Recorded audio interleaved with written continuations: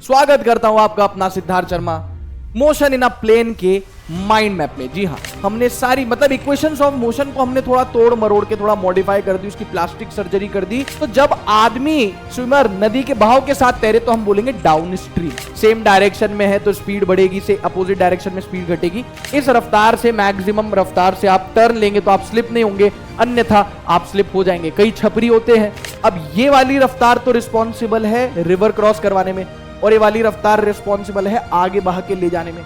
ऐसे अइया बइया बीच में से ही। प्यारे बच्चों, क्या हाल समाचार है सबके, कैसे हैं सब? स्वागत करता हूं आपका अपना Siddharth Sharma motion in a plane के माइंड मैप में। जी हाँ, तो यार अभी तक हम मोशन इन काफी सारी चीजें देख चुके हैं। पहले प्रोजेक्टाइल मोशन देखा, उससे पहले motion in a straight line देखा।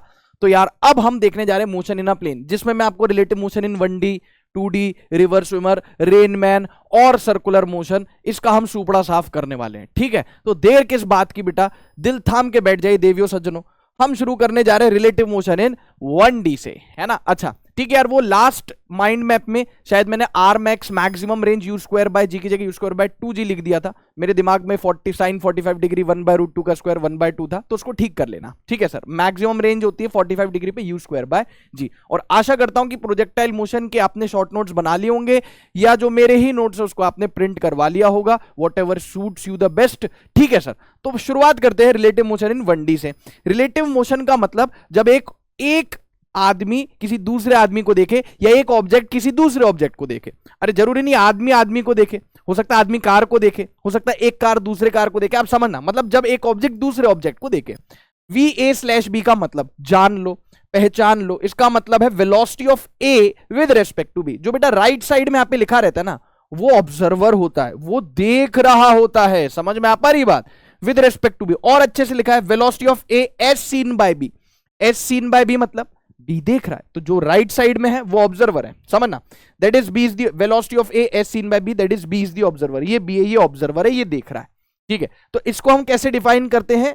Velocity of A with respect to ground minus velocity of B with respect to ground. अच्छा, यहां पे होता है velocity of B with respect to A, तो जाता है velocity of B with respect to ground minus velocity of A with respect to ground. Done है, done done done. ठीक है सर, ओके। सिमिलरली जैसे वेलोसिटी के लिए लिखा है, वैसे एक्सीलरेशन के लिए भी हम लिख सकते हैं acceleration of A with respect to B। B is the observer, B के रेस्पेक्ट में जो राइट में होता है यहाँ पे स्लैश के बाद, वो ऑब्जर्वर होता है। ये हो गया acceleration of A with respect to ground. हाँ सर, रिकॉर्डिंग हो रही है, आपका रिवाज सर। हाँ, रिकॉर्डिंग हो रही है भाई, टकाटक। ठीक है, acceleration of A with respect to ground minus acceleration of B with respect to ground. Done हो गया। कुछ याद आ रहा है? देखा देखा, इसका चेहरा कहीं सुनहरा लगता है और आवाज कहीं देखेरी लगती है। यस सर, बिल्कुल सर। तो यार ये तो वही इक्वेशंस ऑफ मोशन है, न्यूटन साहब के 3, V = U + AT, S = D + ½ AT², V² = U² + 2AS। तो टाइम को छोड़ के बाकी सब चीजें हमने रिलेटिव ले लिए। टाइम को छोड़ के बाकी, क्योंकि टाइम रेफरेंस फ्रेम पे डिपेंड नहीं करता, उसके इंडिपेंडेंट होता है। तो V relative, U relative, A relative, S relative, U relative, A relative. यहां पे हमने सारी इक्वेशंस ऑफ मोशन को हमने थोड़ा तोड़ मरोड़ के थोड़ा मॉडिफाई कर दी, उसकी प्लास्टिक सर्जरी कर दी। किसके लिए? रिलेटिव मोशन के लिए। बोलो ठीक है? हाँ सर, इसको देख लीजिए एक बार, है ना। अब यहां पे अगर अपन बात करें तो यहां पे कुछ की पॉइंट्स लिखे हुए हमारे पास, वो आपको पता होने चाहिए। सबसे पहले तो यार ये बहुत बेसिक सा सवाल है, टेस्ट में भी आता है, शीट में भी होता है, मॉड्यूल में भी होता है, नीट में भी पूछ लेता है। क्या है? मान लो दो ट्रेन्स हैं मान लो, ठीक है। एक की लेंथ है LA, एक की लेंथ है LB। अभी फिलहाल ही इस डायग्राम में अपोजिट डायरेक्शन में जा रही है, ऐसे अपोजिट डायरेक्शन में जा रही है। तो time taken to cross each other, time taken to cross each other. जब ये अपोजिट डायरेक्शन में जा रही है तो time taken to cross each other आ जाएगा। दोनों की लेंथ का सम डिवाइडेड बाय दोनों की वेलोसिटीज ऐड हो जाएंगी। क्यों? क्योंकि आप इसको रोकोगे, आपने पढ़ा होगा क्लास में, जब हम किसी ऑब्जेक्ट को रोकते हैं तो उसकी वेलोसिटी उखाड़ लेते हैं, उसकी वेलोसिटी को उल्टा करके दूसरे में चिपका देते हैं। याद है क्या? Yes sir. तो अपोजिट डायरेक्शन में जा रही तो time taken to cross each other हो जाएगा LA + LB by VA + VB। Sir same direction में जा रही है तो time taken to cross each other हो जाएगा LA + LB divided by larger velocity minus smaller velocity, जब ये सेम डायरेक्शन में जाएंगे। यहां पे T क्या है बेटा? गुरुदेव, गुरुजी, ये है time taken to cross each other. Time taken to cross each other. Okay boss, ठीक है, चलेंगे आगे। सर कभी कभी इस तरीके से सवाल पूछ लेता है। अभी तक तो हमने वो देख लिया, बिल्डिंग से छोड़ दिया, 1D में उछाल दिया ऊपर। अब क्या किया कि बिल्डिंग है h हाइट की, ऊपर से किसी ऑब्जेक्ट को मान लो रेस्ट से छोड़ दिया या कोई स्पीड से आपने स्पीड से फेंक दिया नीचे v है, नीचे से ग्राउंड से आपने किसी ऑब्जेक्ट को ऊपर फेंक दिया vb, लेट सपोज। तो यहां पे कुछ पूछता है मोशन अंडर ग्रेविटी की बात करें रिलेटिव, तो a रिलेटिव कितना हो गया, acceleration of a with respect to b। तो यार अपवर्ड पॉजिटिव डाउनवर्ड नेगेटिव हमें सबको पता है, बच्चा बच्चा जान रहा है upward positive downward negative, yes और नो, यस सर। तो acceleration of A with respect to ground minus acceleration of B with respect to ground कितना हो गया, माइनस जी, बीच में माइनस आता है, हाँ sir, minus of acceleration of B, इसका एक्सेलरेशन भी नीचे माइनस जी, तो ओवरऑल ए रिलेटिव जो है ना वो जीरो हो गया। मतलब यहां पे मजे ही मजे, क्यों, क्योंकि रिलेटिव एक्सेलरेशन जीरो हो चुका है। और अब हमारे मजे इसलिए हो गए क्योंकि अब हम इक्वेशन लगाए s relative equals to u relative t plus half relative t square, उसमें रिलेटिव जीरो हो गया, तो इसलिए मजे हो गए। तो अब हम यहाँ पे डायरेक्ट, क्योंकि ए रिलेटिव कितना हो गया बॉस, जीरो हो गया, तो अब हम डायरेक्ट बता सकते हैं s relative equals to u relative into time. हाँ बॉस, है ना, क्योंकि ए रिलेटिव जीरो हो गया। तो अब पेपर में पूछ लेता है time when A and B will meet, कब ये मिलेंगी।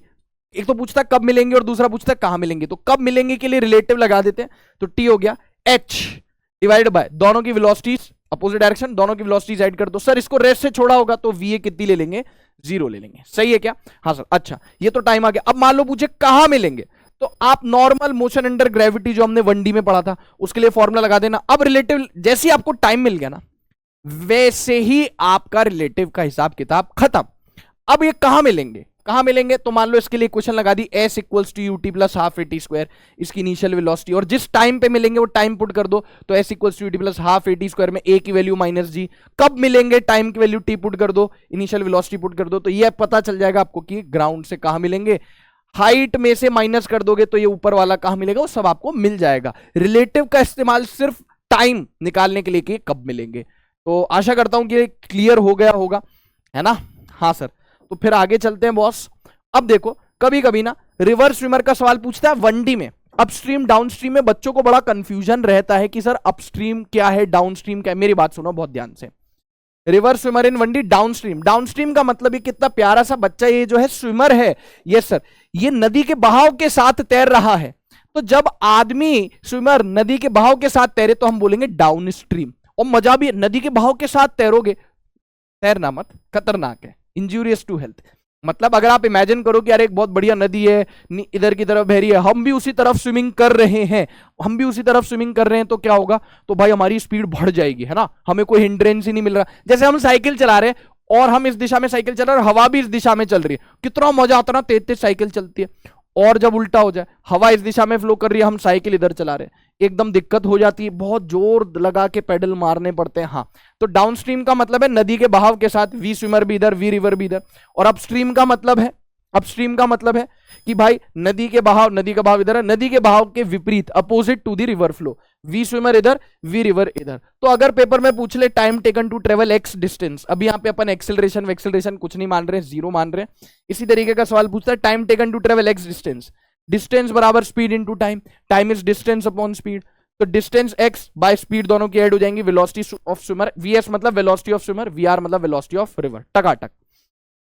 और अपस्ट्रीम में आदमी तैर रहा है मान लो 20 किलोमीटर प्रति घंटे की रफ्तार से, हालांकि बहुत ज्यादा स्पीड है, नदी का बहाव है मान लो 5 किलोमीटर प्रति घंटे की रफ्तार, तो 20 माइनस 5 15, है ना, तो माइनस हो जाएगा, अभी यहां पे प्लस हो रहा था माइनस हो जाएगा। तो time taken to travel x distance, x divided by velocity of swimmer minus velocity of river. इस पे डायरेक्ट सवाल पूछ सकता है। कभी कभी कैसे सवाल पूछता है कि भाई पहले आप डाउन स्ट्रीम में गए 10 किलोमीटर तैर के, या बोट मान लो, स्विमर की जगह बोट भी हो सकता है, स्विमर की जगह बोट भी हो सकता है, ठीक है, 10 किलोमीटर बोट गई पहले डाउन स्ट्रीम, फिर आई अपस्ट्रीम, टोटल टाइम कितना लगा, डाउन स्ट्रीम का टाइम ये, अपस्ट्रीम का टाइम ये, देख लो बॉस। हाँ सर डन, चले आगे, आगे बढ़ो। एस्केलेटर, यार ये कभी कभी पूछ लेता है, आपको अगर याद हो तो PYQ में एक प्रीति वाला सवाल, एक लड़की प्रीति, एस्केलेटर चल रही है, प्रीति एस्केलेटर पे खड़ी है तो इतना टाइम लगता है ऊपर पहुंचने में। दूसरे केस में एस्केलेटर रुकी हुई है, प्रीति एस्केलेटर पे चढ़ के जा रही है ऊपर, तो इतना टाइम लगता है। तीसरा एक केस उसमें देता है कि एस्केलेटर भी चल रही है और प्रीति को काफी जल्दी है, तो प्रीति जो है चलती हुई एस्केलेटर पे ऊपर जा रही है, तो इतना टाइम लगता है। तो उन सब में जो रिलेशन है उसके लिए आप ध्यान रखें T3 बराबर, आप ये डेरिवेशन अगर ना भी देखें तो कोई दिक्कत नहीं है, वैसे तो क्लास में दिखाया जाता है डेरिवेशन, ठीक है। तो T3 जो हो जाएगा T1 T2 bye T1 plus T2, what is T1 T2 T3, है ना। वैसे अगर आप देखना चाहे तो VE है velocity of escalator, what is VME, VME है velocity of man with respect to escalator. आप डायरेक्ट फॉर्मूला भी याद यहां पे रख सकते हैं बेटा, T3 is equals to T1 T2 by T1 plus T2। T1 है time taken by man to move distance D on stationary escalator, यानी कि एस्केलेटर रुका हुआ है और आदमी ऊपर चल रहा है, जरूरी नहीं कि आदमी चले, औरत भी चल सकती है, कोई दिक्कत वाली बात नहीं, ठीक है। अब देखेंगे इधर, एक मिनट बॉस, है ना।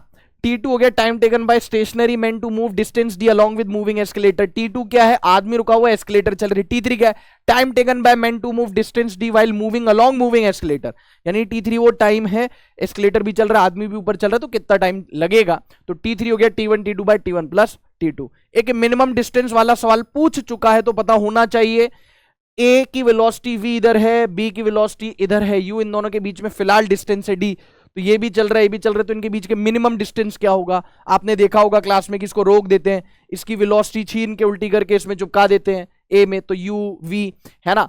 अब ये B रुक चुका है, यहां पे लिखा इन फ्रेम ऑफ B, तो B के रेस्पेक्ट में A जो है वो इधर जाएगा इस वेलोसिटी से VA/B, ये सर, तो ये होगा D minimum perpendicular distance. D minimum का फॉर्मूला यहाँ पे लिखा हुआ है, ये याद रख लेना, काम आता है, पेपर में पूछ चुका है ना। Time taken to reach minimum distance, बच्चों को D मिनिमम याद होता है, बस इतना करके छोड़ देते हैं, लेकिन T मिनिमम, तो बेटा T मिनिमम का भी एक फॉर्मूला है, D into U by V square plus U square. ये देख लेना फॉर्मूले में V, आप फॉर्मूला याद रख ले, DV by under root V square plus U square, लेकिन आपको ही नहीं पता कि U किसकी रफ्तार है, V किसकी रफ्तार है, वैसे क्लास में डिराइव करवाया जाता है। Yes sir, minimum separation to avoid collision, इस पे भी सवाल पूछ सकता है। देखो यार, मान लीजिए हम कार चला रहे हैं और हमारे आगे भी कोई व्हीकल चल रहा है, अब उसने अचानक से ब्रेक लगा दिए, या मान लो उसने ब्रेक नहीं लगाया, वो चल रहा है और हमारा ध्यान अचानक से गया कि आगे व्हीकल है, हमारे दो व्हीकल्स के बीच में कुछ दूरी है, अब हम चाहते हैं कि भाई टक्कर ना, ऑब्वियसली कौन चाहता है कि टक्कर हो जाए, कोई नहीं चाहता, तो हमें ब्रेक लगाने पड़ेंगे। उसने नहीं लगाया, कोई बात नहीं, वो यूनिफॉर्म वेलोसिटी से चल रहा है, हम ही से चूक हो गई देखने में, अब हमें ब्रेक लगाने हैं, तो हमारी एक्सेलरेशन पीछे की तरफ होगी। तो यार देखो यहाँ पे क्या गणित है, ये कार है ना, देखो ये U1 से चल रही है, आगे वाली कार U2 से चल रही है, डिस्टेंस D है। अब हमने अचानक से इस कार को देखा, तो हम इस कार में हमने ब्रेक लगा दी, हम चल इधर रहे, हमने ब्रेक लगा दी, तो रिटार्डेशन हो गया A1 हो गया रिटार्डेशन ऑफ कार 1, ये हो गई कार 1 पीछे वाली कार, और ये हो गई कार 2 आगे वाली कार। तो minimum separation to avoid collision, इसका डेरिवेशन देखो बहुत आसान है, हमने बोल दिया U रिलेटिव कितना हो गया U, इसको रेस्ट पे ला दिया हमने बोल दिया भाई इसको रेस्ट पे ला दिया, और ये ऐसे ही करते हैं ना, याद है डेरिवेशन क्लास में, रिलेटिव मोशन में एक को रेस्ट पे ले लेते हैं। हाँ सर, तो इसको रेस्ट पे ला दिया, तो इसकी वेलोसिटी U2 करके उल्टी इसमें दे दी, तो U1 minus U2। A relative कितना हो गया, इसके एक्सेलरेशन 0 है, ये यूनिफॉर्म वेलोसिटी से चल रही है, तो A रिलेटिव हो गया इसका -A1। फॉर्मूला लगाया हमने V square equals to square plus 2s, इसको रोक दिया रिलेटिवली, हमने इस सेकंड कार को रिलेटिवली रोक दिया, तो हमने बोला कि ये असली में नहीं रुकी है, रिलेटिवली रोक दिया, तो हमने कहा कि भाई टक्कर बचानी है, तो D जो डिस्टेंस है इससे पहले हमको रुकना होगा, तो स्टॉपिंग डिस्टेंस जो हमारी D से कम होनी चाहिए, और D डिस्टेंस तक जाते जाते फाइनल वेलोसिटी 0 हो जानी चाहिए। यस सर, तो V square equals to square plus 2as, V relative final 0 हो गई, U रिलेटिव की वैल्यू A रिलेटिव की वैल्यू पुट कर दी, S रिलेटिव डिस्टेंस कितना होना चाहिए, ये मान लो S है, जो डिस्टेंस है वो गया हमारे पास मान लो S। तो यहां पे अगर हम चाहते हैं कि कोलिजन अवॉइड हो जाए, तो ये जो स्टॉपिंग डिस्टेंस है ये किससे छोटा होना चाहिए, इस D डिस्टेंस से, मतलब हमारी कार जितनी डिस्टेंस पे रुक रही है वो इससे छोटा होना चाहिए, इससे ज्यादा हो गया तो टक्कर हो जाएगी। तो S की वैल्यू जो आई वो इधर से ले इधर निकाल ली हमने। यस सर, S की value should be less than equals to D, तो यहां पे हमने कैलकुलेशन किया, S की वैल्यू यहां पुट कर दी, तो हमारे पास कुछ ये गणित आई है, यानी ये वैल्यू कुछ आया है, ये देख लीजिए, ये है काम का। डेरिवेशन मैंने बता दिया, पर फॉर्मूला भी याद होना चाहिए, D greater than equals to, D क्या है इन दोनों के बीच का separation, is greater than equals to U1 minus U2 का स्क्वायर बाय 2A1, ये देख लीजिए, है ना। तो एस्केलेटर वाला सवाल ये आ चुका है पेपर में, मिनिमम डिस्टेंस वाला सवाल ये पेपर में आ चुका है, ये कभी भी आ सकता है, minimum separation to avoid collision, है ना। यहाँ पे U1 U2 A1 और D में रिश्ता आ गया, इसको देख लेंगे बेटा, फिर अपन आगे चलते हैं। Rain Man problem, although Rain Man problem पे सवाल नहीं पूछता है, रिवर्स स्विमर पे पूछता है, पर कोई बात नहीं, एक बार देखने में तो कोई हर्ज नहीं है। यार ये प्यारा सा बच्चा छाता लेके जा रहा है, अब आप ये छाता किस एंगल पे पकड़ा है उसका लोड मत लेना है, तो बस एक फोटो है ना। ये भाई इधर जा रहा है, velocity of man with respect to ground, और ये बरसों रे मेघा मेघा, है ना। ये बारिश पड़ रही है, लेट सपोज बारिश पड़ रही है, किस एंगल पे, रियलिटी में पड़ रही है बारिश थीटा एंगल पे पड़ रही है, वर्टिकल से, velocity of rain with respect to ground. तो इसको, इस बच्चे को या इस इंसान को जो बारिश है वो ऐसी आती हुई नहीं दिखेगी, वो ऐसी आती हुई तब दिखेगी जब ये रेस्ट पे होगा, रुका हुआ है। बारिश ऐसे आ रही तो दिख भी ऐसे रही है। अब इसको बारिश कैसे दिखेगी, उसके लिए हिसाब किताब लगाना पड़ेगा velocity of rain with respect to man, और वो होने वाला है बेटा velocity of rain with respect to man, और वो होने वाला है आपके पास, देखो मैं यहां पे लिख देता हूं, yes sir, velocity of rain with respect to ground minus velocity of man with respect to ground. तो यहां से आपको पूरा हिसाब किताब लगाना पड़ेगा, क्योंकि ये क्या है, ये है velocity of rain with respect to man, की rain with respect to man, इंसान को रेन कैसे दिखाई दे रही है, तो उसके लिए आपको करना पड़ेगा velocity of rain with respect to ground minus velocity of man with respect to ground. समझ में आ रही है बात? हाँ सर बिल्कुल ठीक है। ऑल्दो इस पे सवाल नहीं आता है लेकिन आपको पता होना चाहिए। अच्छा, इसको मैं ऐसे लिख सकता हूं, velocity of rain with respect to ground plus minus velocity of man with respect to ground. हाँ सर बिल्कुल लिख सकते हो सर, ऐसे वेक्टर्स का हिसाब किताब कर सकते हो। ये हो गया velocity of rain with respect to ground, क्या हो गया मालिक, ये हो गया, यस सर, अभी फिलहाल के लिए यस सर, और plus minus velocity of man with respect to ground, velocity of man with respect to ground ये माइनस लग गया, मतलब डायरेक्शन क्या हो गया, अपोजिट हो गया। हाँ सर बिल्कुल।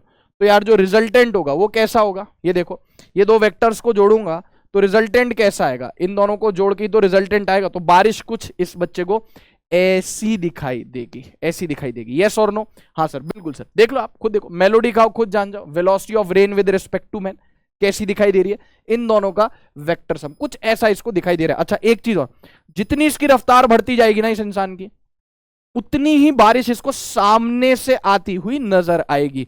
मान लो ये रुका हुआ है, ये रुका हुआ मतलब ये तो जीरो हो गया, तो आदमी को ऐसी ही बारिश नजर आएगी। देखो मैं आपको एक रफ एनालिसिस करके दिखाता हूं। अगर मान के चलना कि बारिश ऐसे गिर रही है सच में और आदमी रुका हो, तो आदमी को ऐसी दिखेगी। अगर आदमी आगे की तरफ थोड़ी रफ्तार से चल रहा है, फिर वो माइनस करते ना अपन इस तरीके से। हाँ सर ठीक है। तो जो रिजल्टेंट हुआ वो कैसा हो गया, बारिश ऐसी दिखाई देगी।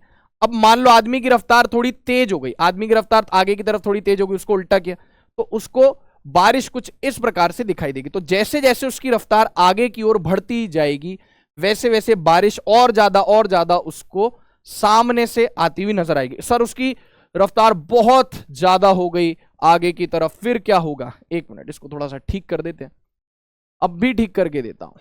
हाँ सर ठीक है, बहुत ज्यादा हो गई, तो जितनी ज्यादा आदमी की रफ्तार उतनी ज्यादा सामने से उसको बारिश आती है। सर इनफाइनाइट हो गई, हाइपोथेटिकली आदमी की रफ्तार इनफाइनाइट हो गई, तो उसको बारिश एकदम, देखो ना आप, जैसे जैसे आदमी की स्पीड बढ़ रही है, वो माइनस किया इसलिए इस साइड है, जैसे जैसे आदमी की रफ्तार बढ़ रही है बारिश उसको और सामने से आती हुई नजर आने लग रही है। अगर आदमी की रफ्तार इनफाइनाइट होगी तो उसको छाता ऐसे पकड़ना पड़ेगा, उसको छाता ऐसे पकड़ना पड़ेगा, बारिश ऐसी आती हुई नजर आएगी अगर वो बहुत तेज मूव करेगा तो। ठीक है, हाँ सर, तो ये है रेनमैन का हिसाब किताब, इस पे सवाल ऐसा सच नहीं पूछता है। अब अपन बात करते हैं बच्चों रिवर स्विमर प्रॉब्लम की। किसकी बात करते हैं बेटा, रिवर स्विमर प्रॉब्लम। इसमें से सवाल बनते हैं और बहुत ही घिसे पिटे सवाल बनते हैं। घिसे पिटे मतलब कॉमन टाइप के सवाल कि भाई कैसे तैरे कि मिनिमम टाइम लगे, मिनिमम टाइम में ड्रिफ्ट कितना होगा, अगर आदमी को जस्ट सामने वाले पॉइंट पे पहुंचना है तो वो कैसे तैरे। आप समझ पा रहे हो, कौन सी रफ्तार जिम्मेदार है नदी पार कराने के लिए, कौन सी रफ्तार जिम्मेदार है ड्रिफ्ट के लिए, ये सब घिसी पिटी चीजें पूछी जाती हैं।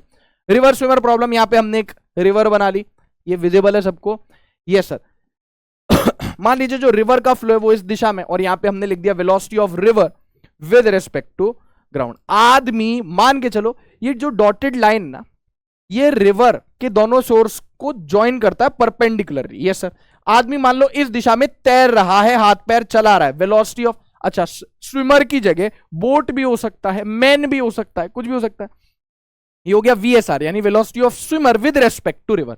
आदमी जिस रफ्तार से तैरता है ना उसको, आदमी जिस रफ्तार से हाथ पैर चलाता है ना उसको VSR बोला जाता है, यानी velocity of swimmer with respect to river.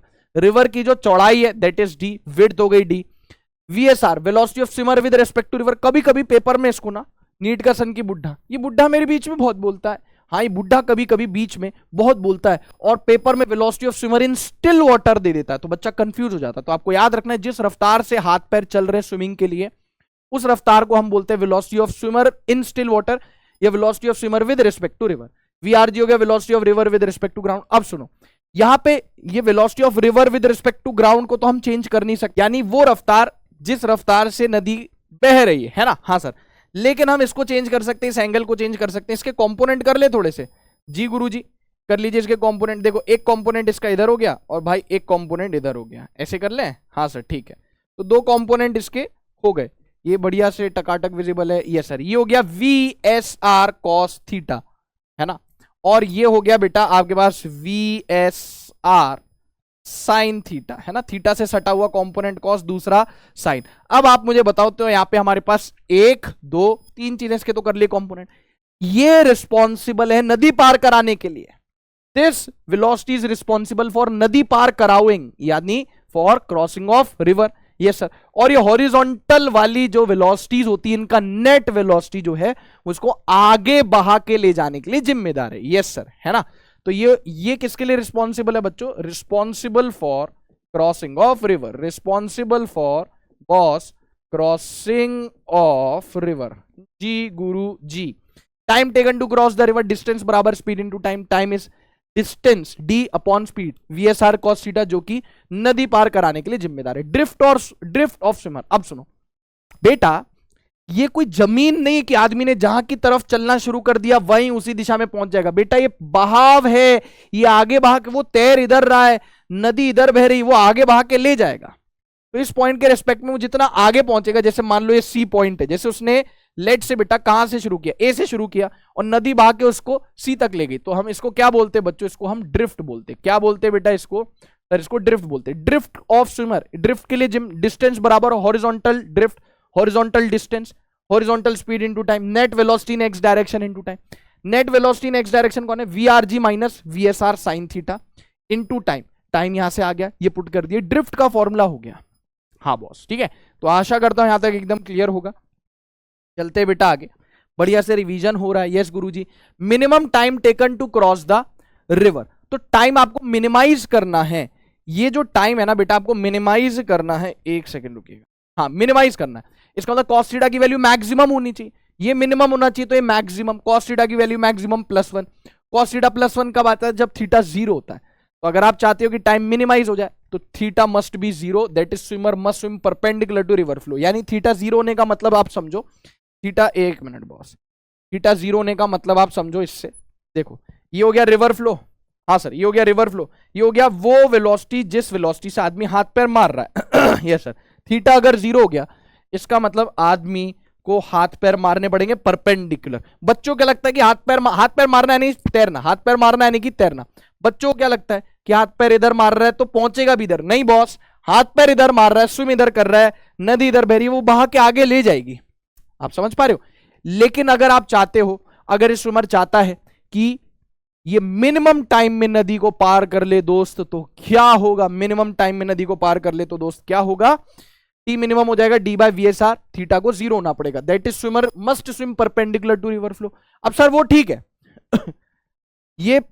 ये नदी ऐसे बह रही है, आदमी ऐसे तैर रहा, तो टाइम मिनिमम लगेगा, दैट डजंट मीन कि वो यहां पहुंच जाएगा, आगे भाग के ले जाएगी। अब ये वाली रफ्तार तो रिस्पॉन्सिबल है रिवर क्रॉस करवाने में, और ये वाली रफ्तार रिस्पॉन्सिबल है आगे बहा के ले जाने में। ए भाई, हाँ सर, तो आगे की तरफ बहा के कितना उसको ले जाएगा? Drift in this case, velocity of river with respect to ground into time taken, और टाइम कितना आ गया इस केस में? v/s। अच्छा, तो मिनिमम टाइम कब लगेगा? शॉर्टेस्ट टाइम बोल लो या मिनिमम टाइम बोल लो, वो कब लगेगा? जब परपेंडिकुलर हाथ पैर मारेगा, लेकिन नदी फिर भी उसको आगे बहा के ले जाएगी। टाइम हो गया इस केस में, ड्रिफ्ट हो गया। मिनिमम ड्रिफ्ट, मिनिमम ड्रिफ्ट मतलब हम चाहते हैं कि शॉर्टेस्ट पाथ हो, मिनिमम ड्रिफ्ट यानी शॉर्टेस्ट पाथ हो। तो यहां पे दो केसेस हैं, सबसे ज्यादा ये केस पूछा जाता है शॉर्टेस्ट पाथ, मिनिमम ड्रिफ्ट हो, शॉर्टेस्ट पाथ भी बोला जाता है। अगर आदमी के तैरने की रफ्तार नदी के बहाव से तेज होगी, VSR is greater than VRG, then minimum drift can be 0। Minimum drift 0 हो सकता है, यानी कि आदमी यहां से यहां पहुंच सकता है, लेकिन उसके लिए उसको रिवर फ्लो से कितना एंगल बनाना पड़ेगा? ये 90 डिग्री तो है ही सही, और उसको पीछे की तरफ तैरना पड़ेगा ताकि नदी उसको कितना भी आगे बहा के ले जाओ, यहां तक पहुंचे। तो यूं कह लो कि वो जस्ट अपोजिट पॉइंट पे पहुंच जाए। तो ऐसा कब होगा? मिनिमम ड्रिफ्ट संभव है 0, वो कब होगा बेटा? जब आदमी के तैरने की रफ्तार नदी के बहाव से ज्यादा होगी और पीछे की तरफ थीटा एंगल बना के तैरे, और थीटा कितना हो जावे? साइन थीटा हो जाए छोटी वाली वेलोसिटी बाय बड़ी वाली वेलोसिटी। वीआरजी छोटी है, वीएसआर बड़ी। ऑब्वियसली बड़ा बाय छोटा होगा तो साइन थीटा का वैल्यू 1 से बड़ा हो जाएगा, जो कि संभव नहीं है। हाँ सर, तो ये सबसे ज्यादा पूछा जाने वाला सवाल है कि भाई वो उसको जस्ट सामने पहुंचना है। कहां पहुंचना है? To reach at just opposite point, to reach at just opposite point. Just an उसको सामने पहुंचना है, जस्ट अपोजिट पॉइंट। तो ड्रिफ्ट जीरो होना पड़ेगा, और वो तब संभव है जब आदमी के तैरने की रफ्तार नदी के बहाव से ज्यादा होगी। और कितना एंगल बना के तैरे? रिवर फ्लो से कितना एंगल हो गया? 90 plus theta, such that sine theta is छोटी वाली वेलोसिटी बाय बड़ी वाली वेलोसिटी। ये तो मैंने आपको बता दिया ड्रिफ्ट जीरो। सर अगर आदमी के तैरने की रफ्तार नदी के बहाव की रफ्तार से कम हो गया, then minimum drift can never be zero.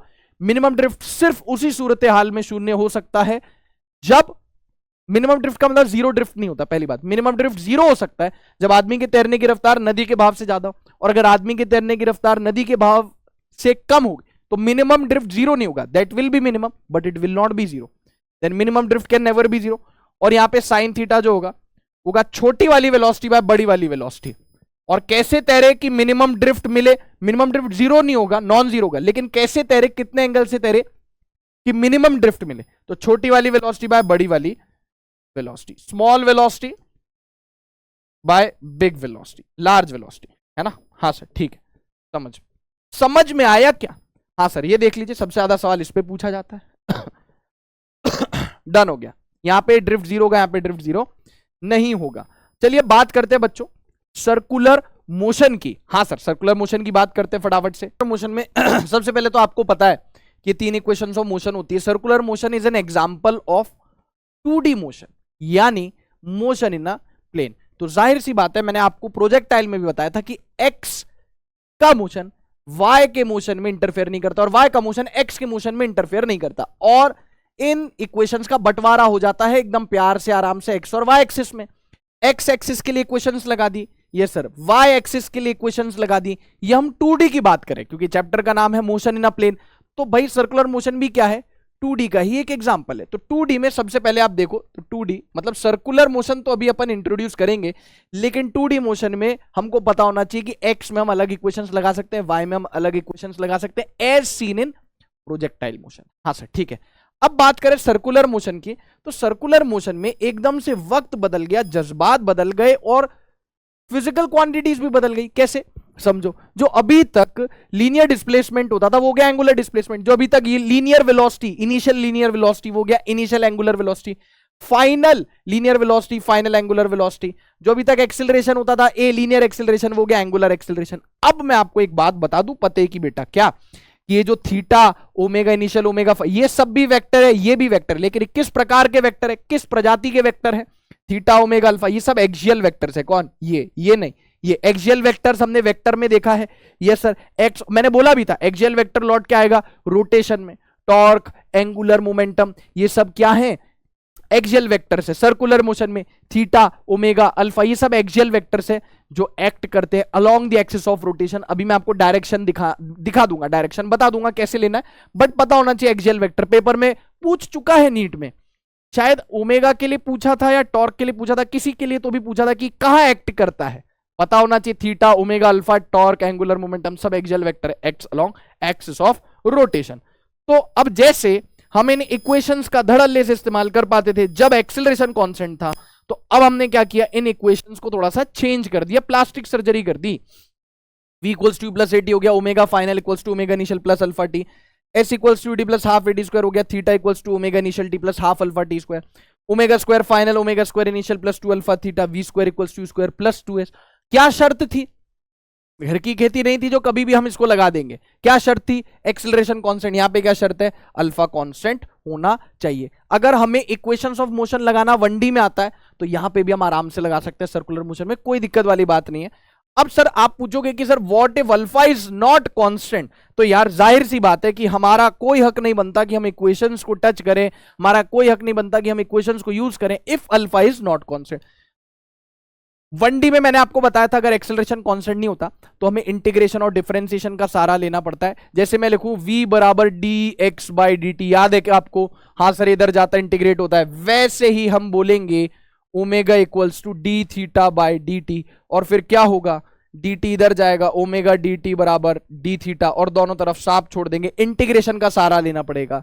वैसे ही जैसे ए होता था D V by D T, हाँ जी सर, वैसे ही अल्फा हो जाएगा D omega by D T, और डी टी जाएगा इधर, अल्फा डी टी बराबर डी ओमेगा, दोनों तरफ साफ छोड़ देंगे, इंटीग्रेशन का सहारा लेना पड़ेगा। सर एक फॉर्मूला और था, ए बराबर V D V by D X, वैसे ही हम लिख सकते हैं alpha equals to omega sorry D omega by D theta, ये डी थीटा इधर जाएगा, alpha D theta, same to same वही प्रक्रिया दोहराई जाएगी जो 1D में दोहराई गई थी जब एक्सेलरेशन कांस्टेंट नहीं था। तो आपको इसका सहारा लेना पड़ेगा, इंटीग्रेशन डिफरेंशिएशन का सहारा आपको लेना पड़ेगा। कब? जब अल्फा कांस्टेंट नहीं होगा। ठीक है सर, आगे बढ़ते हैं सर, एंगुलर डिस्प्लेसमेंट के बारे में बतावें सर। एंगुलर डिस्प्लेसमेंट वही थीटा, एंगुलर डिस्प्लेस, अच्छा यहाँ पे आपको एक चीज याद रखनी है, बच्चों को लगता है घूम क्या एक चक्कर पूरा हुआ, डिस्प्लेसमेंट जीरो, वो डिस्प्लेसमेंट जीरो होता था। एंगुलर डिस्प्लेसमेंट एक चक्कर काटा 2 पाई रेडियन, जीरो नहीं होगा, 2 चक्कर काटे 4 पाई रेडियन, समझ गए? 1 रिवॉल्यूशन या 1 राउंड या 1 rotation is equal to 2 pi radian. यहां पे वो मिसकंसेप्शन नहीं होना चाहिए कि एक चक्कर काटा तो एंगुलर डिस्प्लेसमेंट जीरो हो गया। Angular displacement is arc length by radius, ठीक है, यूनिट हो गई रेडियन। अब देखो, अगर कोई, अब सर वो थीटा का डायरेक्शन लेना थोड़ा बता दो, मैंने कहा ठीक है बॉस बता देते हैं। देखो एंटी क्लॉकवाइज घूम रहा है, राइट हैंड के फिंगर्स को एंटी क्लॉकवाइज घूम रहा है, ये मान लो कोई ऑब्जेक्ट सर्कुलर मोशन में, तो राइट हैंड के फिंगर्स को एंटी क्लॉकवाइज घुमाया, अंगूठा ऊपर आया, मतलब थीटा का डायरेक्शन ऊपर है, एक्सियल वेक्टर, ये एक्सेस ऑफ रोटेशन हो गया। क्लॉकवाइज घूम रहा है, राइट हैंड के फिंगर्स को क्लॉकवाइज करके अंगूठा नीचे है तो थीटा नीचे, तो राइट हैंड की फिंगर्स को जिस डायरेक्शन में ऑब्जेक्ट घूम रहा है उस डायरेक्शन में राइट हैंड की फिंगर्स को कर्ल करो, अंगूठा will give you the direction of theta. और सुनो, यही नहीं, अभी और सुनिए, एंगुलर वेलोसिटी के लिए भी, एंगुलर वेलोसिटी जहां थीटा वहीं ओमेगा, ये बढ़िया है, ये बढ़िया था गुरु। एंटी क्लॉकवाइज थीटा भी ऊपर ओमेगा भी ऊपर, फिर ठीक है ना? क्लॉकवाइज थीटा नीचे ओमेगा भी नीचे, तो जो थीटा का डायरेक्शन वही ओमेगा का direction. Average angular velocity, total angular displacement bye total time taken, instantaneous angular velocity D theta by D T. Omega का फॉर्मूला आपको याद रखना है, ये बहुत इंपॉर्टेंट है, 2 पाई बाय टी या 2 पाई एफ। एक फॉर्मूला याद करो, क्रॉस प्रोडक्ट में भी बताया था, हाँ सर बताया था, जैसे टॉर्क बराबर R cross F, linear velocity equals to angular velocity cross radius vector V बराबर ओमेगा क्रॉस आर। जाहिर सी बात है क्रॉस प्रोडक्ट लेते हैं तो v ओमेगा के परपेंडिकुलर होगा और v आर के परपेंडिकुलर भी होगा, पता होना चाहिए। तो जाहिर सी बात ये भी हो गई जाहिर सी बात ये भी होगी, अगर ये परपेंडिकुलर तो v और ओमेगा का जो डॉट प्रोडक्ट होगा वो जीरो होगा, है v और r का जो डॉट प्रोडक्ट होगा वो कितना होगा, जीरो होगा। ये थोड़ा सा जगह तो दिल में होती है, मैं थोड़ा इधर लिख देता हूं, जगह थोड़ी कम पड़ गई, जगह तो दिल में होती है। v डॉट r कितना हो गया बॉस, जीरो, क्योंकि परपेंडिकुलर है, v ओमेगा के परपेंडिकुलर v आर के परपेंडिकुलर। अच्छा, सबसे इंपॉर्टेंट चीज, पेपर में रिवॉल्यूशन पर मिनट में दे रखी है ओमेगा, उसी में सॉल्व कर ली, वही आंसर टिक कर दिया। ध्यान से देख, यूजुअली आंसर रेडियन पर सेकंड में होता है और चीजें दी हुई होती है रिवॉल्यूशन पर मिनट में, तो रिवॉल्यूशन पर मिनट से रेडियन पर सेकंड में जाना है, तो रिवॉल्यूशन से रेडियन के लिए 2 पाई, मिनट से सेकंड के लिए बाय 60, तो रिवॉल्यूशन पर मिनट से रेडियन पर सेकंड में जाना है तो मल्टीप्लाई करेंगे 2 पाई बाय 60 से। मैं हट रहा हूं साइड में, आप इसको देख लीजिए, फिर अपन चलेंगे आगे। अब एंगुलर डिस्प्लेसमेंट हो गया, एंगुलर वेलोसिटी हो गया, एंगुलर एक्सेलरेशन। एक बार ओमेगा को कैसे डिफाइन किया जाता है ये देख लीजिए, विजिबल है, ठीक है। तो omega of A with respect to B is V A with respect to B divided by R. ये हो गया वेलोसिटी ऑफ ए का perpendicular component minus velocity of B का perpendicular component divided by R. जैसे मान लीजिए ये vehicle move कर रहा है इधर और ये आदमी इधर खड़ा हुआ है, जैसे मैं इधर खड़ा हुआ, सामने से कोई व्हीकल जा रहा है तो मुझे मुंडी ऐसे घुमानी पड़ेगी, हाँ सर, तो इसे भी सर्कुलर मोशन बोलते हैं। मैं भले घूम नहीं रहा, मुंडी को ऐसे घुमाना पड़ा, हाँ सर, तो ये भी सर्कुलर मोशन है एक प्रकार का। तो अब देखो कि यार ये यहां से यहां चला गया, इसकी हॉरिजॉन्टल वेलोसिटी v है। अब मान लो इस इंस्टेंट पे मुझे चाहिए कि यार ये एंगल थीटा बन रहा है, इस इंस्टेंट पे इसके रिस्पेक्ट में ओमेगा कितनी है, तो ये इनको ज्वाइन करने वाली लाइन हो गई l, तो ओमेगा हो गया v perpendicular to the line joining. तो इस ऑब्जेक्ट की परपेंडिकुलर कंपोनेंट, जाहिर सी बात है इसके 2 कंपोनेंट होंगे बेटा, कौन कौन से, एक होगा इस साइड और एक होगा ये लाइन के अलोंग, एक होगा लाइन के अलोंग, लाइन ज्वाइनिंग के अलोंग, और एक होगा लाइन ज्वाइनिंग के परपेंडिकुलर, यस सर, तो आपको लेना है perpendicular component to line joining divided by length of line joining. इस तरीके से ओमेगा को डिफाइन किया जाता है। ओमेगा अगर कांस्टेंट है, हम वी बराबर आर ओमेगा फॉर्मूला यूज करते हैं। अरे वी बराबर ओमेगा क्रॉस आर, ठीक है, लेकिन फॉर्मूला हम यूज कर लेते हैं ना वी बराबर आर ओमेगा। अब यार अगर ओमेगा कांस्टेंट हो गया तो वी किसके प्रोपोर्शनल हो गया, आर के प्रोपोर्शनल हो गया, ठीक है। एंगुलर एक्सेलरेशन, अब सुनो, थीटा का डायरेक्शन बता दिया, ओमेगा का डायरेक्शन बता दिया, दोनों का डायरेक्शन सेम है। अल्फा भी एक्सिस ऑफ रोटेशन या तो ऊपर या तो नीचे होगा। अब सुनो मजे की बात, अगर अल्फा ओमेगा के ही डायरेक्शन में तो इसको सपोर्ट करेगा, जैसे याद है आपको एक्सेलरेशन रिटार्डेशन 1D में की पॉइंट बताया था, वैसे अगर अल्फा ओमेगा के डायरेक्शन में तो ओमेगा इंक्रीज होगा, स्पीड बढ़ेगी। और अगर अल्फा जो है ओमेगा ऊपर है, अल्फा नीचे, अपोजिट डायरेक्शन अपोज करेगा तो ओमेगा डिक्रीज होगा। सिंपल, जैसे एक्सेलरेशन और वेलोसिटी का हिसाब किताब था, सेम डायरेक्शन में है तो स्पीड बढ़ेगी, से अपोजिट डायरेक्शन में स्पीड घटेगी, वैसा ही है। एवरेज अल्फा यानी average angular acceleration, total net change in angular velocity है ना, divide by total time taken. Instantaneous acceleration angular acceleration, ये क्या हो गया, D omega by D T या D two theta by D T, theta का double differentiation, या omega D omega by D theta. Alpha किसके लिए रिस्पॉन्सिबल है, ओमेगा में बदलाव के लिए। ओमेगा क्या बोलेगा अल्फा से, ये बुड्ढा मेरे बीच में बहुत बोलता है, यानी ओमेगा बोलेगा अल्फा के लिए कि मेरे बीच में बहुत बोलता है, मेरे को परेशान करता है, ये मुझे चेंज कर देता है, मैं अच्छा खासा कोई वैल्यू रखता हूं, अल्फा मुझे चेंज कर देता है, तो alpha is responsible for changing omega. Yes sir, ठीक है, जैसे acceleration is responsible for change in velocity, वैसे angular acceleration is responsible for change in angular velocity, ठीक है सर, है ना।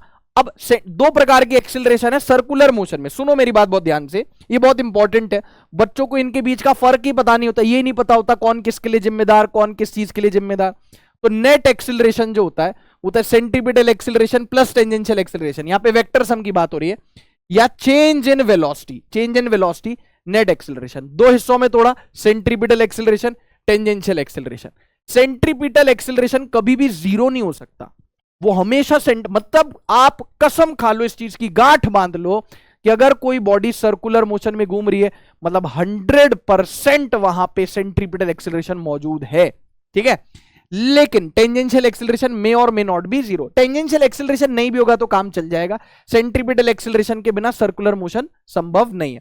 किसके लिए रिस्पॉन्सिबल है, responsible for changing the direction of linear velocity. देखो यार, आपको ही पता है और मुझे ही पता है कि जब कोई बॉडी सर्कुलर मोशन में मूव करती है, जैसे लेट्स से इसको मैं क्लॉकवाइज मूव करवा देता हूं, इसको मैं क्लॉकवाइज मूव करवा देता हूं, है ना, तो यहां पे जो हमारे पास बच्चों वेलोसिटी आएगी, वेलोसिटी बात कर रहा हूं, स्पीड, लीनियर वेलोसिटी, टेंजेंशियल, हाँ सर, तो देखो ना कदम कदम पे क्या हो रहा है बच्चों, डायरेक्शन चेंज हो रहा है वेलोसिटी का, भले मैग्नीट्यूड सेम रहे लेकिन डायरेक्शन क्या हो रहा है बेटा, चेंज हो रहा है। और इसके लिए कौन जिम्मेदार है, वेलोसिटी का डायरेक्शन चेंज करने के लिए कौन जिम्मेदार है, सेंट्रीपिटल एक्सेलरेशन जिम्मेदार है, और ये टेंजेंशियल ये जिम्मेदार है इस वेलोसिटी के मैग्नीट्यूड को कम ज्यादा करने के लिए, ठीक है। तो यहां पे एक मिनट, यहां पे लिखा हुआ आ जाना चाहिए हमारे पास, responsible for changing the magnitude of linear velocity. इसका फॉर्मूला है वी स्क्वायर बाय आर या ओमेगा स्क्वायर आर, और इसको डिफाइन किया गया है D magnitude of V by D T. देखो इसमें और इसमें उतना ही फर्क है जितना गार्लिक ब्रेड और गार्लिक नान में फर्क है, आप समझो, D V by D T और D magnitude of V by D T, समझना इस बात को प्लीज। ये क्या है, change in magnitude of velocity with respect to time, क्योंकि वेलोसिटी तो बदल ही रही है, और वेलोसिटी के बदलने में दो चीजें, वेलोसिटी का डायरेक्शन बदलना, मैग्नीट्यूड बदलना। तो वेलोसिटी का मैग्नीट्यूड कौन बदलता है, टेंजेंशियल एक्सेलरेशन, और इसका फॉर्मूला होता है आर अल्फा। अच्छा, टेंजेंशियल एक्सेलरेशन का direction always tangential to the circular path, और सेंट्रीपिटल एक्सेलरेशन का direction always towards the centre. एक फॉर्मूला और है जो आप याद रख सकते हो, पेपर में पूछ सकता है, centripetal acceleration is omega cross V. अब देखो एक मजे की बात मैं आपको बतलाऊं, ये देख लो इसको आराम से, हाँ सर, ठीक है। अच्छा, सबसे पहले तो यहां पे आपने घबराना नहीं है, और आपने याद रखना है कि ए नेट क्या हो जाएगा, ए नेट क्या हो जाएगा, जैसे यहां पे मैं बोल दूं टेंजेंशियल एक्सेलरेशन और सेंट्रीपिटल एक्सेलरेशन के बीच का एंगल पूछ लिया भैया, centripetal acceleration directed towards the centre, और टेंजेंशियल एक्सेलरेशन टेंजेंट, और टेंजेंट और रेडियस में एंगल 90 डिग्री होता है, मान लो ये 80 हो गया, ये AC हो गया, 80 नीचे भी हो तब भी इनके बीच का एंगल 90 होगा, तो जो रिजल्टेंट एक्सेलरेशन है ए नेट वो क्या हो जाना है, वो जाना under root of A C square plus A T square. इसको आप याद रखें, ये जरूरी है, A C square plus A T square. A C zero नहीं होगा, ए टी जीरो हो सकता है, वो कब जीरो होगा कब नहीं होगा वो मैं आपको आगे बताऊंगा।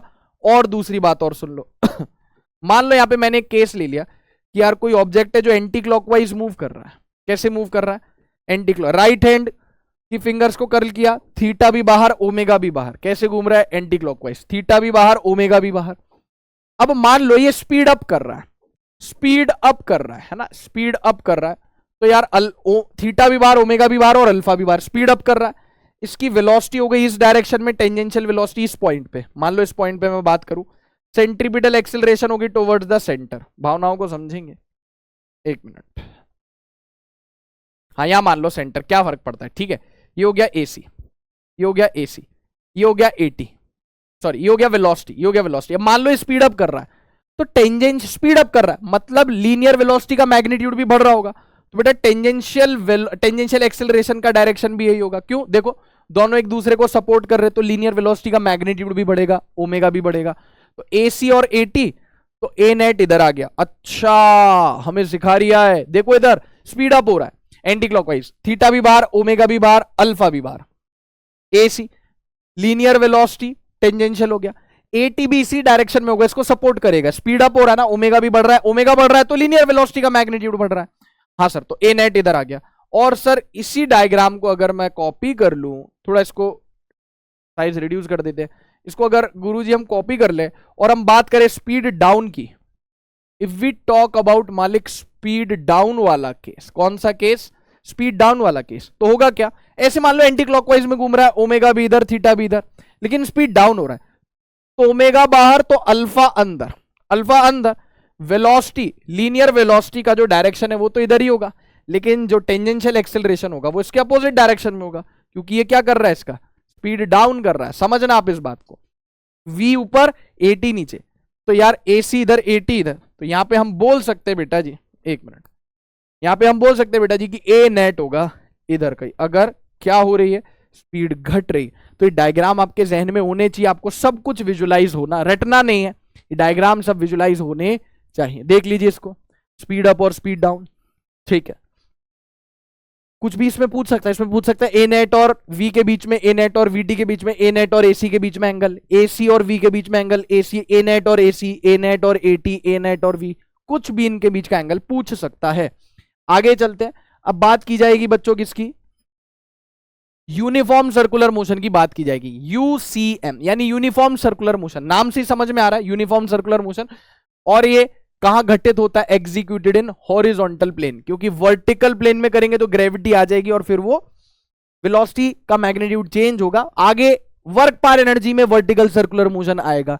मैंने आज वर्टिकल सर्कुलर मोशन इंक्लूड नहीं किया है क्योंकि उसमें वर्क एनर्जी थ्योरम लगता है, और क्लास में भी वर्क एनर्जी थ्योरम के बाद ही वर्टिकल सर्कुलर मोशन पढ़ाया जाता है। तो मैं वर्टिकल सर्कुलर मोशन कवर करूंगा वर्क पर एनर्जी के साथ। अच्छा, आने वाले माइंड मैप्स कौन से? आने वाला माइंड मैप है Newton's laws of motion, friction, और उसके बाद वर्क पर एनर्जी, ठीक है। UCM is executed in horizontal plane. Uniform circular motion में स्पीड और मैग्नीट्यूड ऑफ वेलोसिटी कांस्टेंट रहेगी। स्पीड बोल लो या वेलोसिटी का डायरेक्शन तो बदलेगा, जाहिर सी बात है कि अगर घूम रहा है तो वेलोसिटी का डायरेक्शन बदल रहा है, लेकिन उसका मैग्नीट्यूड कांस्टेंट रहेगा, ओमेगा भी कांस्टेंट रहेगा। लीनियर वेलोसिटी का मैग्नीट्यूड बदल ही नहीं रहा, तो टेंजेंशियल एक्सेलरेशन जीरो हो गया, लेकिन सेंट्रीपिटल एक्सेलरेशन तो होगा बेटा। वेलोसिटी का मैग्नीट्यूड कांस्टेंट है, स्पीड कांस्टेंट है, तो काइनेटिक एनर्जी भी कैसी हो गई? कांस्टेंट हो गई। ए नेट क्या है? एसी, क्योंकि एटी तो शहीद हो गया। यस सर, तो ए नेट क्या हो गया बेटा? एसी हो गया। क्यों? क्योंकि एटी तो है ही नहीं, तो नेट एक्सेलरेशन ही सेंट्रीपिटल एक्सेलरेशन है, सेंट्रीपिटली एक्सेलरेशन नेट एक्सेलरेशन है। हाँ सर, ठीक है। Net work done by centripetal force, centripetal force के द्वारा किया गया work done, centripetal force towards the centre, है ना, समझ गए। डिस्प्लेसमेंट परपेंडिकुलर तो जीरो, पावर भी क्या हो जाएगी? एफ डॉट वी जीरो हो जाएगी। ये कौन सा केस है? ये यूनिफॉर्म सर्कुलर मोशन का केस है। इसमें क्या होगा कि ऑब्जेक्ट जो सर्कुलर मोशन में घूम रहा है वो इक्वल टाइम इंटरवल में इक्वल डिस्टेंसेस कवर करेगा। ये देख लीजिए, सारी बातें मैंने आपको बतला दी हैं किसके regarding? Uniform circular motion. Non uniform circular motion NUCM, भाई यहां पे स्पीड या वेलोसिटी का मैग्नीट्यूड कांस्टेंट नहीं है, चेंज हो रहा है, इसका मतलब इक्वल इंटरवल ऑफ टाइम में अलग अलग डिस्टेंसेस कवर करेगा सर्कुलर पाथ में। ओमेगा कांस्टेंट नहीं है, काइनेटिक एनर्जी कांस्टेंट नहीं है, टेंजेंशियल एक्सेलरेशन जीरो नहीं है। क्यों? क्योंकि वेलोसिटी का मैग्नीट्यूड चेंज हो रहा है।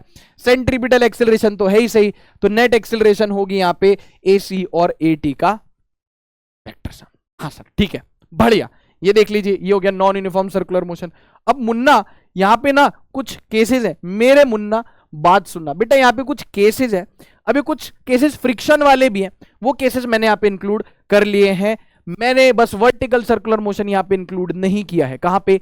इस लेक्चर में। वो मैं कवर करूंगा वर्टिकल सर्कुलर मोशन किस में, पहले ही बता दूं। आप बोलो कि आप सर भूल गए, तो सर भूला, तो सर भूले नहीं है बेटा। वर्क पार energy, 3 cases of circular turning, सबसे ज्यादा पूछे जाने वाले सवाल सर्कुलर टर्निंग में से। केस 1, मान लीजिए एक मतलब हॉरिजॉन्टल सर्कुलर टर्न है, हॉरिजॉन्टल प्लेन है, इस प्लेन में कार को मुड़ना है सर्कुलर टर्न में। अच्छा, आपको पता है एक चीज, सेंट्रीपिटल फोर्स कोई भी नए प्रकार का फोर्स नहीं है। जब भी, मैं आपको एक बहुत इंपॉर्टेंट बात बतलाने जा रहा हूं, जब भी कोई ऑब्जेक्ट सर्कुलर मोशन में मूव करता है तो उस पे सेंट्रीपिटल फोर्स लगता है। अब ये सर आपने बोला उस पे सेंट्रीपिटल फोर्स लगता है, और आप बोल रहे हो कि वो कोई नए प्रकार का फोर्स नहीं। पूरी बात सुनो, पूरी बात सुनो। मान लो मैं किसी चीज को घुमा रहा हूं, जैसे एक मिनट, इसको ही घुमाने की कोशिश करते, इसको ही घुमाने की कोशिश करते। जैसे मान लो मैं इसको घुमा रहा हूं, सर्कुलर मोशन में घुमा रहा हूं, है ना? हाँ सर, देख लेते किसी की लग ना जाए बस। ये देखो ऐसे, हाँ सर ये घूम रहा है, हाँ सर। तो ये चीज सर्कुलर मोशन में घूम रही, तो यहां पे कौन से फोर्स ने सेंट्रीपिटल फोर्स की तरह काम किया? टेंशन है। तो आप समझे कि सेंट्रीपिटल फोर्स कोई फंडामेंटल फोर्स नहीं, कोई नए प्रकार का फोर्स नहीं है। दुनिया का कोई भी सेंट्रीपिटल फोर्स बस एक डेजिग्नेशन है, एक जगह जो कोई भी फोर्स आके ले लेता है। जैसे सन के अराउंड प्लैनेट घूम रहे हैं, सर घूम रहे हैं मतलब सेंट्रीपिटल फोर्स। ग्रेविटेशनल फोर्स ने काम किया, किसकी तरह काम किया? सेंट्रीपिटल की तरह। समझ रहे हो? हाँ सर। किसी चीज को रस्सी से बांध के घुमा रहे हो, टेंशन ने सेंट्रीपिटल की तरह काम किया। इलेक्ट्रॉन घूम रहा है न्यूक्लियस के around, electrostatic force of attraction ने काम किया, किसकी तरह? किसकी तरह? सेंट्रीपिटल की तरह। आप समझना मेरी बात। सर कोई कार अगर सर्कुलर पाथ में मूव कर रही है तो फ्रिक्शन काम करेगा सेंट्रीपिटल की तरह। तो सेंट्रीपिटल फोर्स कोई नए प्रकार का फोर्स नहीं है, सेंट्रीपिटल फोर्स कोई नए प्रकार का फोर्स नहीं है। मैं आपको बता दूं, एक मिनट यहां पे मैं इस तरीके से बतला देता हूं कि मान लीजिए कोई बॉडी मूव कर रही है सर्कुलर पाथ में, है ना? कोई बॉडी मूव कर रही है सर्कुलर पाथ में, एक सेकेंड भाई अभी ठीक करके देता हूं। हाँ सर ठीक है। तो उस पे लग रहा होगा एक सेंट्रीपिटल फोर्स, ये जाहिर सी बात है। लेकिन सेंट्रीपिटल फोर्स कोई नए प्रकार का फोर्स नहीं, तो नेचर का कोई फोर्स है वो कैसे काम कर रहा होगा? सेंट्रीपिटल फोर्स की तरह काम कर रहा होगा। सेंट्रीपिटल, इसका मास एम हो गया। सेंट्रीपिटल फोर्स यानी towards the centre, centre seeking, centre की तरफ। मास इनटू सेंट्रीपिटल एक्सेलरेशन, तो ये हो गया mv²/r। ठीक है, ये कोई नए प्रकार का फोर्स नहीं है बेटा। दुनिया का कोई भी फोर्स सेंट्रीपिटल फोर्स की तरह काम करने लगता है, बस एक डेजिग्नेशन है। ठीक है सर, समझ गए? तो यहां पे जब कार सर्कुलर पाथ में टर्न करेगी तो friction will be acting like a centripetal force. मान लो ये रेडियस r है इस टर्न का, तो जो सेंट्रीपिटल फोर्स है टुवर्ड द सेंटर, उसकी वैल्यू फ्रिक्शन मैक्सिमम फ्रिक्शन से कम होनी चाहिए, नहीं तो कार स्लिप हो जाएगी। और हम चाहते हैं कि कार सेफली टर्न हो जाए, तो कार की value should be less than equals to √μgr, यानी कि यहां पे म्यू हो गया कोफिशिएंट ऑफ फ्रिक्शन, r हो गया इस सर्कुलर टर्न का रेडियस, है ना? तो v मैक्स कितना हो गया? Maximum safe velocity √μgr, maximum safe velocity v max, यानी इस रफ्तार से, मैक्सिमम रफ्तार से आप टर्न लेंगे तो आप स्लिप नहीं होंगे, अन्यथा आप स्लिप हो जाएंगे। कई छपरी होते हैं, वो टर्न पे उनको पता नहीं क्या हो जाता है एकदम से, छपरी लोगों को, कि वो टर्न पे गाड़ी तेज कर देते हैं और एकदम रेसर्स की तरह एकदम यूं टिल्ट कर देते हैं, यस और नो, और बहुत ज्यादा स्पीड में टर्न लेते हैं और उनके साथ दुर्घटना घट जाती है, यस और नो, वो स्लिप हो जाते हैं, कुछ हो जाता है उन छपरी लोगों को।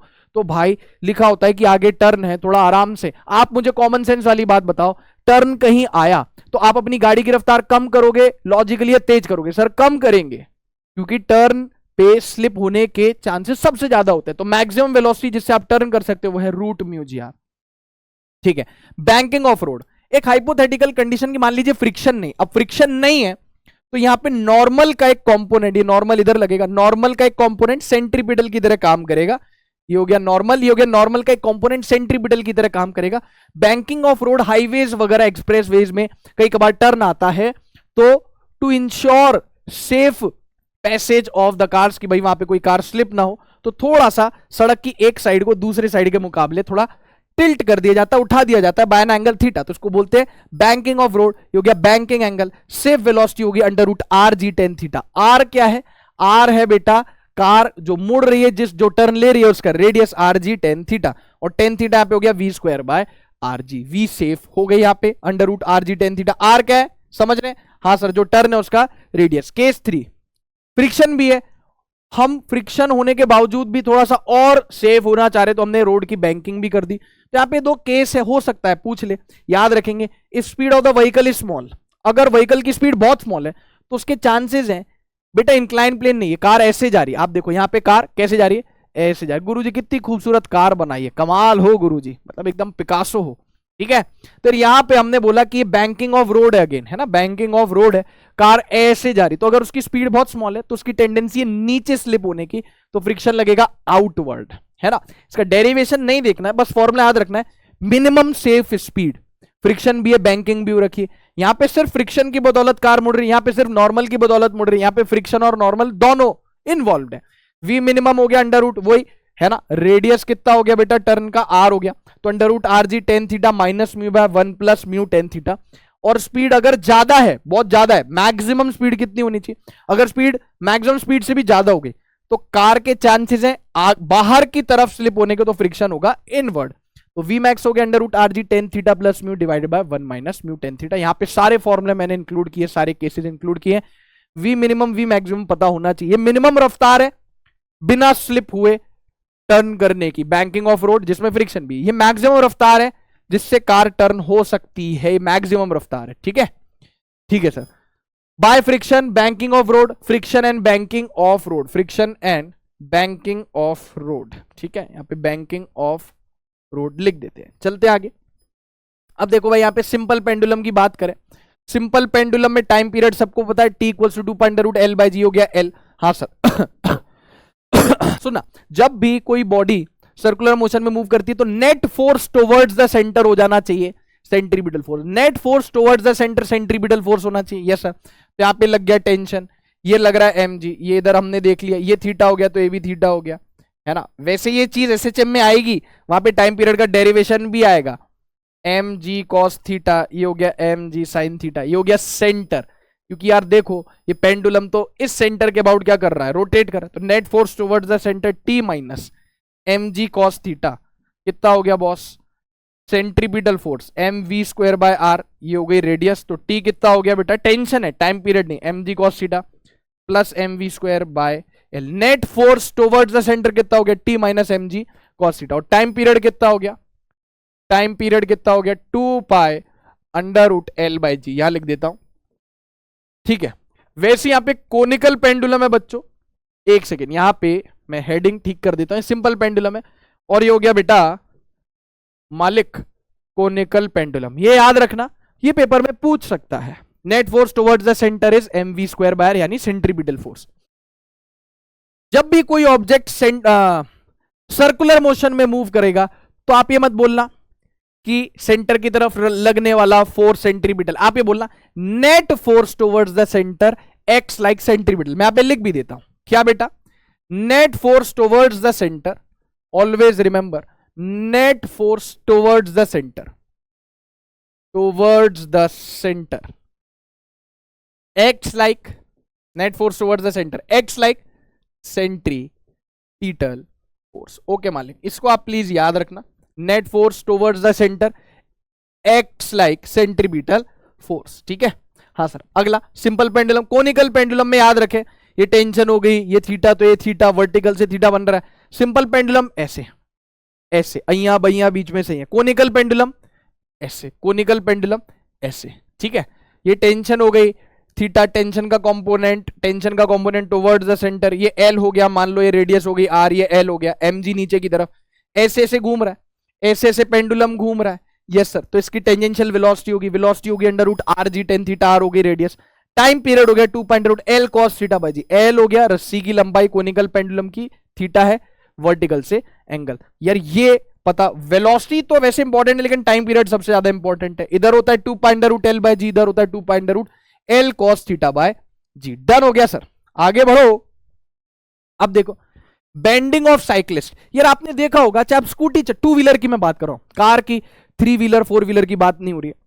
स्कूटी चलाओ, बाइक चलाओ, तो थोड़ा सा जब टर्न आता है तो हम हल्का सा मुड़ते हैं, चाहे साइकिल हो, है ना। तो बेंडिंग ऑफ साइक्लिस्ट, ये वर्टिकल है, वर्टिकल से एंगल थीटा हो रहा है, तो नॉर्मल इधर लगेगा क्योंकि थोड़ा बेंड हो गया। नॉर्मल के दो component, n cos theta, n sin theta.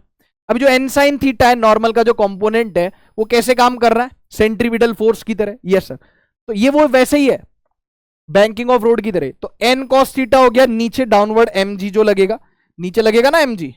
अरे नीचे mg लग रहा, एक मिनट भाई, हाँ नीचे लग रहा होगा mg।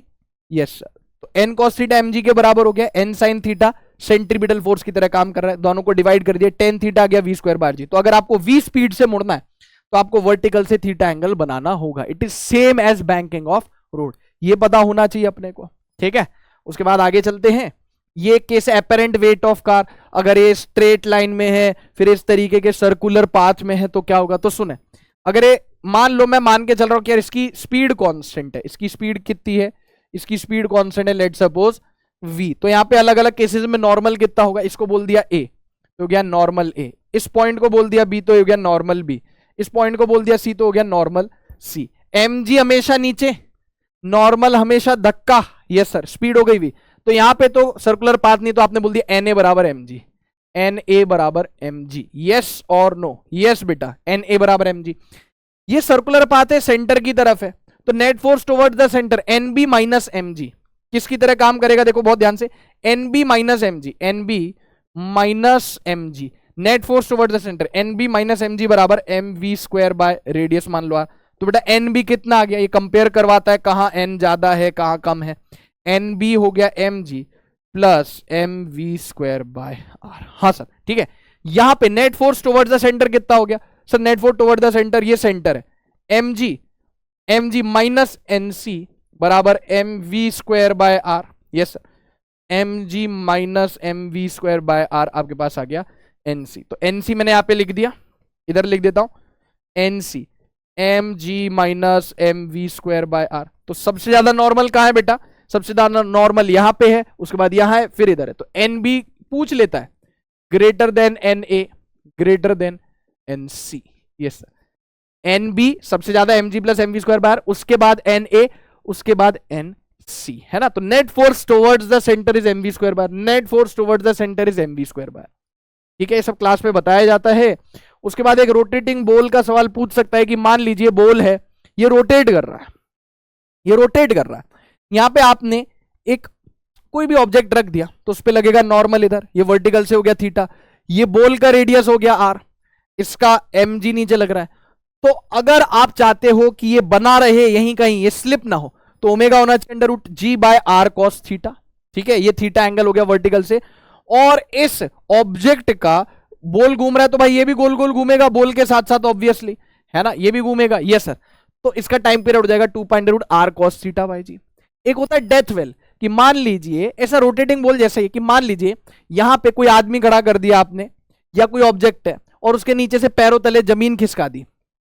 अब यहां पे फ्रिक्शन होना चाहिए, दीवार पे फ्रिक्शन कोफिशिएंट हो गया म्यू, जो उसको नीचे जाने से बचाएगा। लेकिन नॉर्मल कब आएगा? जब ये घूमेगा। तो ओमेगा मिनिमम ओमेगा होना चाहिए इस रोटेटिंग डेथ वेल का। डेथ वेल क्यों बोल रहे हैं? मतलब नाम का है, ये वो वाला मौत का कुआं नहीं है जिसमें वो बाइक चलती है ना, हाँ सर, है ना, ठीक है, वो वाला नहीं। डेथ वेल क्यों बोल रहे हैं? नीचे जमीन नहीं है। अब ये बॉल जो है या ऑब्जेक्ट है, आदमी को खड़ा कर दिया, ये नीचे गिरने से बचाना है, तो इसको रोटेट करना होगा। ओमेगा मिनिमम होना चाहिए √g/μr, mg नीचे, फ्रिक्शन ऊपर। ये नॉर्मल जो लगेगा दीवार से, ये किसकी तरह काम करेगा? किसकी तरह काम करेगा? सेंट्रीपिटल फोर्स की तरह। तो मिनिमम ओमेगा से, कितने ओमेगा से मैं घुमाऊं सो दैट ये ऑब्जेक्ट नीचे ना गिरे? ओमेगा मिनिमम सो दैट ये ऑब्जेक्ट नीचे ना गिरे है √g/μr। बेटा मैंने यहाँ पे सारे केसेस कवर किए, हर एक एस्पेक्ट कवर किया है, चाहे वो रेन मैन प्रॉब्लम हो, चाहे वो रिवर स्विमर हो, रिवर स्विमर के सारे केसेस हो गए, रिलेटिव मोशन इन 1D के सारे जितने भी केस बता सकते हैं, एस्केलेटर वाला, मिनिमम डिस्टेंस वाला, minimum distance to avoid collision वाला हो गया, अपस्ट्रीम डाउनस्ट्रीम वाला केस हो गया, फ्रिक्शन के सारे केसेस, फ्रिक्शन बोल रहा हूं, सर्कुलर मोशन के सारे केसेस हो गए, uniform circular motion, non uniform circular motion, centripetal acceleration, tangential acceleration, हर एक चीज कवर की है। वर्टिकल सर्कुलर मोशन कवर करेंगे कहां? वर्टिकल सर्कुलर मोशन कवर करेंगे अपन वर्क पार एनर्जी में। तो इसी के साथ आज का ये वाला माइंड मैप भी खत्म होता है और बेटा जी मैं आपसे मिलूंगा अगले माइंड मैप में। तब तक के लिए स्वस्थ रहे, व्यस्त रहे और मस्त रहे। थैंक यू प्यारे बच्चों।